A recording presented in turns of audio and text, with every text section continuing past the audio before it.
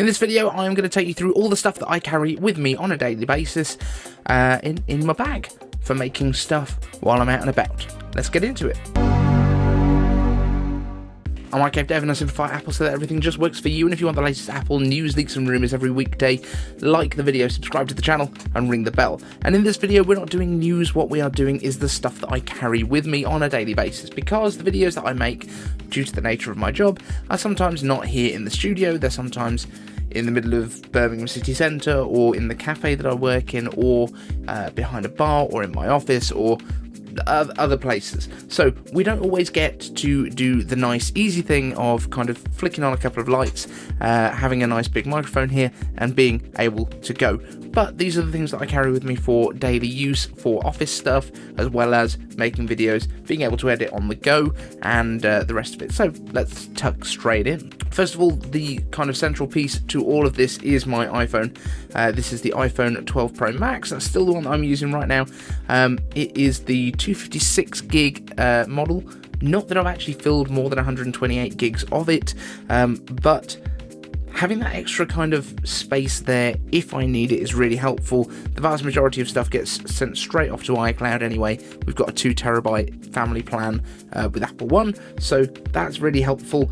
And the video on this is astonishing. So the video that we're actually recording this on is the video camera that I was using prior to getting this iPhone. This is my Lumix G7, which is a 4K video camera and stills camera, but the video doesn't look as good as my iPhone in general.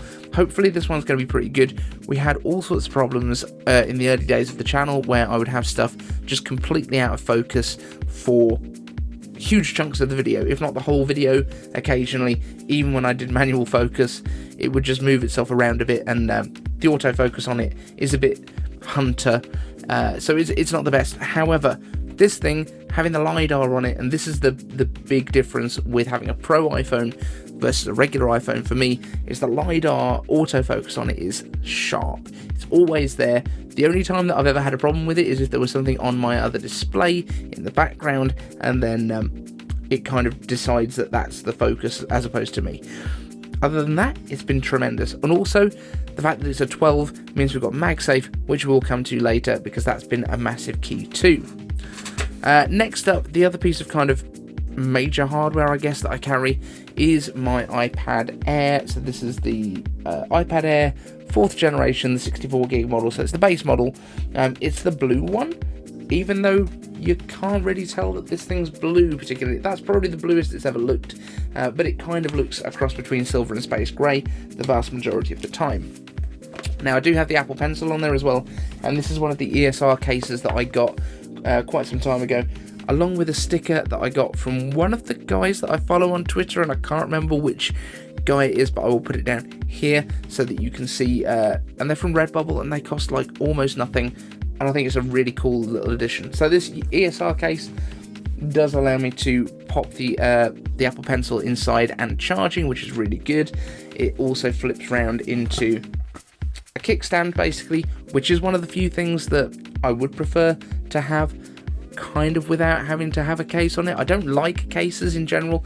This is a really good one though. If I have to have a case, this is the kind I'll go for. I would prefer to not need a case, but I also like to be able to stand up my iPad while I'm out and about, and I like to have a bit of extra protection while it's in my bag. A slip case would probably be great for me, but then I'd need a stand as well, and it just becomes a bit of a pain. So that's the iPad. The iPhone is what I use to film on when I'm out and about. Yeah, we tend to use the iPhone for the actual video editing, and I use LumaFusion for it. This is kind of an absolute godsend. This came from the guys over at GorillaPod, Joby, and it's basically a Joby GorillaPod. It's one of the kind of, I guess, medium size, but you can wrap it onto anything, and it's got MagSafe, and that makes it really cool to use. So basically you can flip these around, so if you're not using MagSafe phones, or if you want to pop something else in, you can use the spring-loaded bit on the side, but if you are, you can just flip those out, and you can stick your phone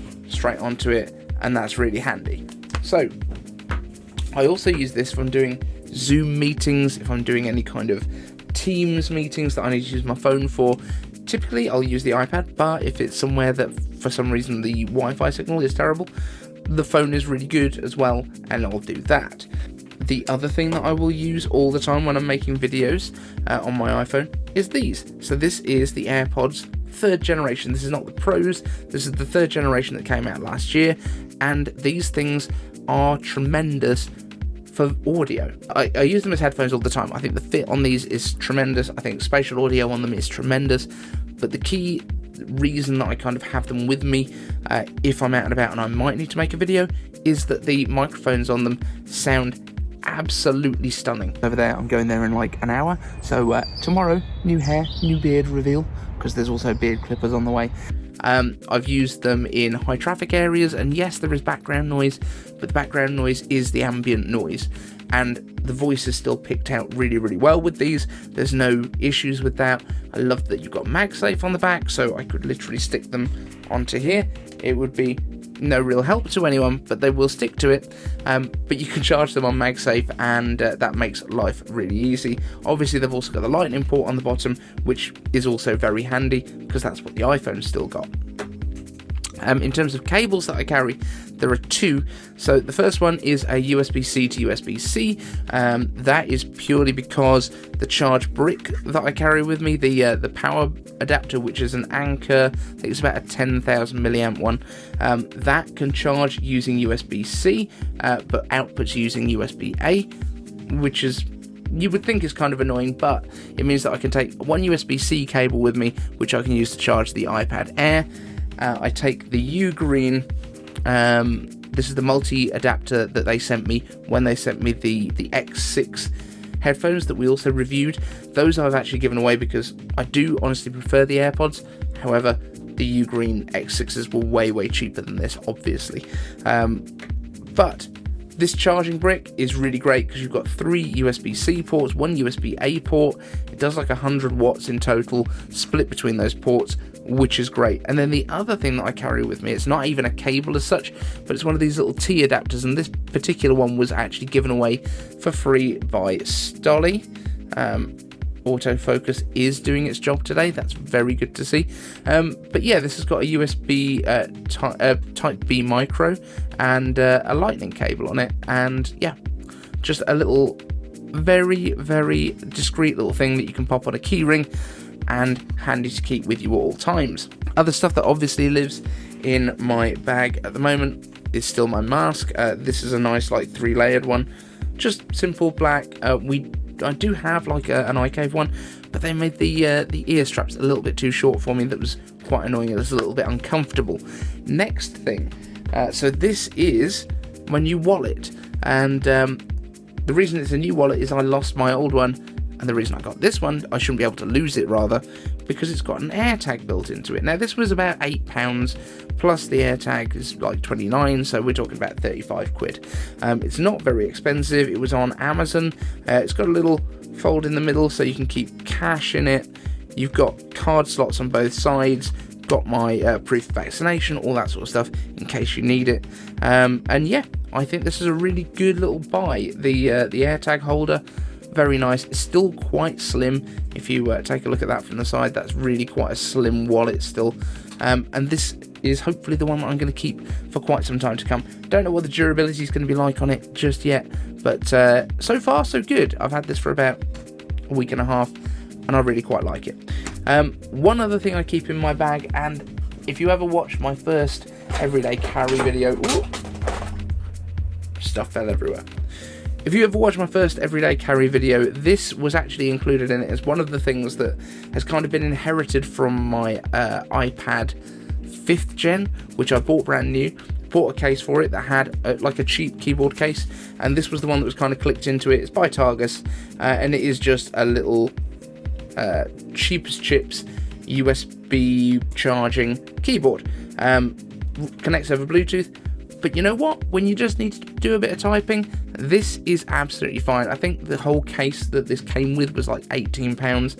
Absolute steal compared to 300-ish for the Apple branded Magic keyboard case with the trackpad. Is that better? Yeah, it absolutely is.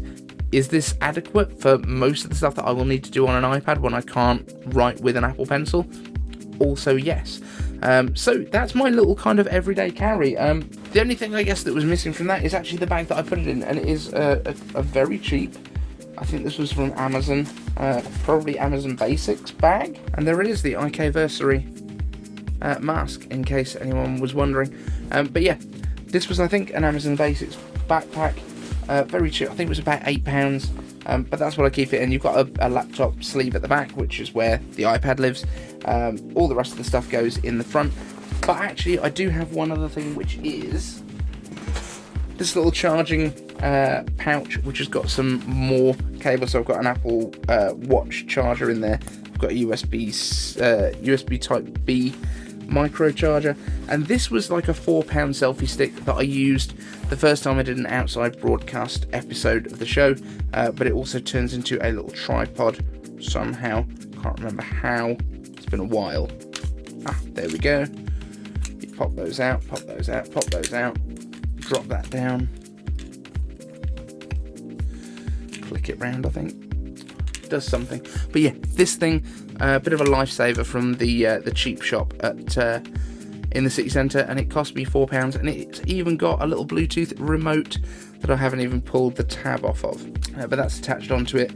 Little selfie stick that also turns into a tripod, which I thought was quite neat. So guys, that's what I carry on a daily basis. Let me know what you do. Oh, the other thing, Apple Watch, Apple Watch SE. This is the 44mm version. Just show you this one. Still in pretty good nick. Bought this on the release day. New watch strap on it, which again was like £4 on eBay. Very, very cheap. I don't overspend on things. I'm quite conservative like that, especially for an Apple fan. But let me know what you carry with you on a daily basis. Let me know down in the comment section, what is your everyday carry? What is never not by your side? Looking forward to hearing what you're doing, and I'd love to feature some of your setups as well in a future video. So hit me up on Twitter at IKDave. Thanks so much for watching. We'll see you in the next one.